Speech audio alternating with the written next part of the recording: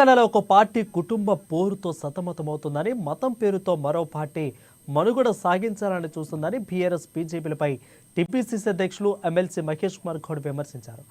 ఆదిలాబాద్ పట్టణంలోని పంచవటి హోటల్లో మీడియాతో జరిగిన చిట్ చాట్ కార్యక్రమంలో ఏసీసీ పెద్దలతో కలిసి ఆయన పాల్గొన్నారు. ఇక ఫార్ములా 1 కేసు ఉట్టి కేసేనని కొట్టిపారేసిన కేటీఆర్ న్యాయస్థానం ఎందుకు కోరుతున్నారని మహేష్ కుమార్ గౌడ్ ప్రశ్నించారు.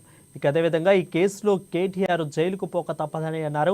ఇక తెలంగాణలో బీఆర్ఎస్ సెక్క ముగిసిందని, ఇక ఏ ఎన్నికైనా పోటీ కాంగ్రెస్ బీజేపీల మధ్యన ఉంటుందని స్పష్టం చేశారు మహేష్ కుమార్ గౌడ్.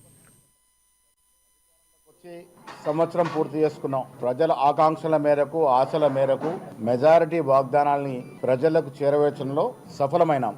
బీఆర్ఎస్ పార్టీ వారు 10 ఏళ్లలో చేయలేనటువంటి సంక్షేమం, అభివృద్ధి 1 సంవత్సరం చేసి చూపించినాం. ఇవాళ సంవత్సరం కాకముందే అధికారం కోల్పోయినటువంటి బాధ అక్కస్తో విపరీతమైనటువంటి అబద్ధాలు మాట్లాడుతూ ఉన్నారు బీఆర్ఎస్ నాయకులు. ఇలా బీఆర్ఎస్ పార్టీ పరిస్థితి ఏంటంటే, ఒక కుర్చీ కోసం ముగ్గురు తీవ్రంగా పోటీ పడుతున్న సందర్భం. ప్రజలేమో అధికారాన్ని పక్కన పెట్టి శాశ్వతంగా పార్లమెంట్ ఎన్నికల్లో 0 రిజల్ట్ ఇచ్చి బొందబెట్టేశారు. ఇంకా పగటి కళ్ళకు అంటా ఉన్నారు, నేను అధ్యక్షుడు అవుతానని కవితానుచరులు, లేదు కేటీఆర్ అధ్యక్షుడు అవుతాడని కేటీఆర్.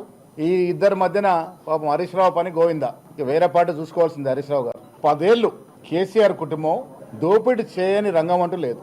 నీళ్ల పేరిట కాళేశ్వరం లాంటి పనికిరాని ప్రాజెక్టు, నేను ఆన్ రికార్డ్ చెప్తా ఉన్నాను. ఎకరా 45,000 రూపాయలు కరెంటు బిల్లు అయ్యే ప్రాజెక్టు, ఎకరా నీరు భరిస్తే ఏదన్నా అది యోగ్యకరమైన ప్రాజెక్ట్. అది కేసీఆర్ భాషలో చెప్పాలంటే ఏమంటారు, మెడ మీద తలకాయ ఉన్నాడు చేసే పనే కాదు. అది 1,20,000 కోట్ల రూపాయలు గోదావరి నదిలో పోశారు. ఇలా వృధా అనేది కేవలం కిక్ బ్యాక్స్ కొరకు, డబ్బులు వెనక్కి కమిషన్ తీసుకోవడం కోసము వృధా ప్రాజెక్టు కట్టడమే కాకుండా ప్రజల సొమ్మును వృధా చేసి ఇబ్బడి ముబ్బడిగా అప్పులు తీసుకొచ్చి ఈ రాష్ట్రాన్ని కుదేలు చేసినటువంటి ఘనత కేసీఆర్ది. 39 సీట్లు ఇచ్చి ప్రతిపక్ష హోదా ఇచ్చిన కేసీఆర్ ఫామ్ హౌస్కే పరిమితమైతే ఆయనకి ఇంకా ప్రతిపక్ష హోదా అవసరమా అని అడుగుతా ఉన్నాను. ముఖ్యమంత్రి తర్వాత స్థానంలో ప్రజాక్షేత్రంలో ఎప్పటికప్పుడు ప్రజలతో మమేకమై ప్రజాక్షేత్రంలో ఉండాల్సినటువంటి బాధ్యతలు ఉన్న వ్యక్తి ఫామ్ హౌస్కి పరిమితమైతే కేసీఆర్ గారికి ఈ ప్రతిపక్ష హోదా అవసరమా అని అడుగుతా ఉన్నాం. ఇక బీజేపీ పార్టీ 2014లో మేము 10 ఏళ్ళు అభివృద్ధి మంత్రాన్ని మరిపించే విధంగా మతాన్ని వాడుకున్నారు. మతం పేరిట అధికారంలోకి వచ్చారు. 10 ఏళ్ల తర్వాత మొన్నటి ఎన్నికల్లో కూడా మళ్ళీ మతం పేరిట ఓట్లు అడిగారు. నేను మీ ద్వారా వారికి సూటిగా ప్రశ్నిస్తున్నా, 10 ఏళ్ళు మీరు ఏం వెలగబెట్టారో చెప్పక, 10 ఏళ్ళు ఈ దేశాన్ని ఏ రంగంలో ఏ రకంగా అభివృద్ధి చేస్తారో చెప్పలేక ఇప్పటికి కూడా మతం మీద ఓట్లాడడం సబబా అని అడుగుతా ఉన్నా. ప్రజలకు కావాల్సింది అభివృద్ధి, ప్రజలకు కావాల్సింది సంక్షేమం, ప్రజలకు కావాల్సింది వారి పిల్లల యొక్క జీవితాలు బాగుపడడం. ఈ మతాల పేరిట, కులాల పేరిట చిచ్చు పెడుతూ ఎప్పటికప్పుడు ఈ దేశాన్ని విచ్ఛిన్నం చేస్తున్న బీజేపీపై కూడా ప్రజలు ఒక కన్నేసి ఉంచాలి. ఈ రాష్ట్రంలో అధికారంలోకి వచ్చినటువంటి కాంగ్రెస్ పార్టీ సంవత్సరం కాలంలో ప్రజల ఆశల మేరకు, ఆకాంక్ష మేరకు పనిచేసింది.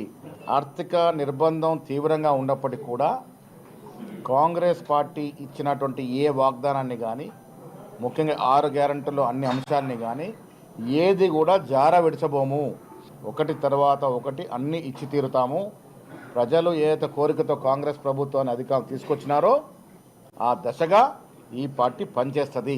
ఆదిలాబాద్ కాంగ్రెస్ ప్రభుత్వం ముఖ్యమంత్రి గారి వద్ద ఒక ప్రత్యేకమైన ఎజెండా ఉంది.